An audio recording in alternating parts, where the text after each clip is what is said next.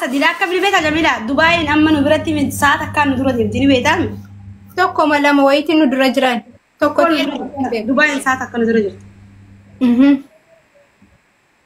سليفو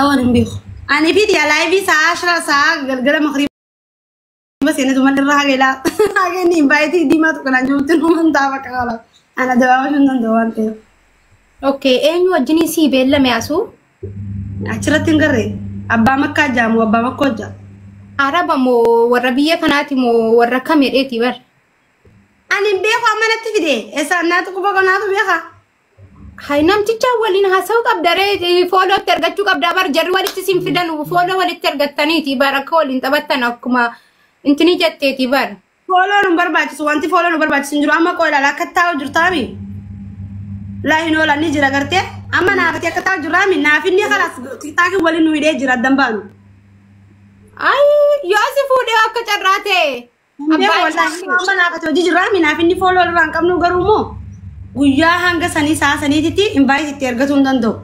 Garuu immoo walitti hidhamnee jirraan akkanatti. Jechuun kan koo yoo akkanumatti walitti hafsanii yoo akka carraa ta'e namtichi sin gadhiisu jedhe akkam taata. Ni neera malee maal akka qaba akka naannoo nama nuuf beekamneen biddeenni ba'aafii jira akkam. Kadhadhu rabbi waa gaariirra si haa buusu. Aboo wallahi du'aa hin qabu. Dubartiin barbaada dhiyoo hirmaaf qophiin taane wamtichi gannaman dhiisu. Sisa wala jamila kostima jettun akka carraate tari kalari nisa kalari atin barbaanne ta'a baqa wanta tokko yaani wajjin Falastini raqa bagaru namichi meeqoy alaabaa Falastini raqa ba gobas baqa dhiisini rakkoon qabu yoo leentini taate ilmaanuma waliin guddiftaa dhiisi jira taanaan waan qabnu si gurgurannees taphachiisnee achitti illee siifinna akka shari'aatti si kennanna akkas taanaan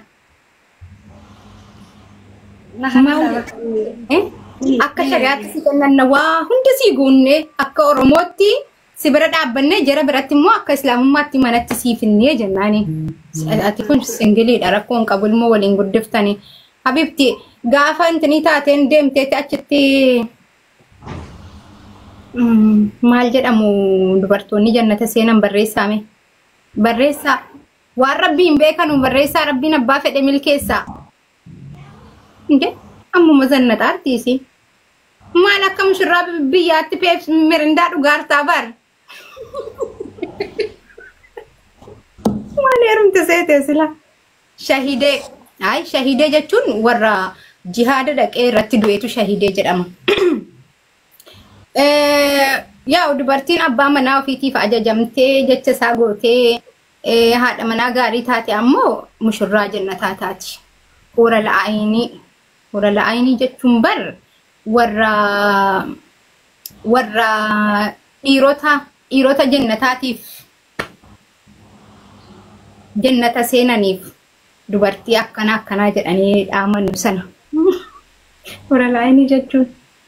Masha Allah ya Rabbi ya Rabbi. Jaartii Raadiyaa jechuun yoo.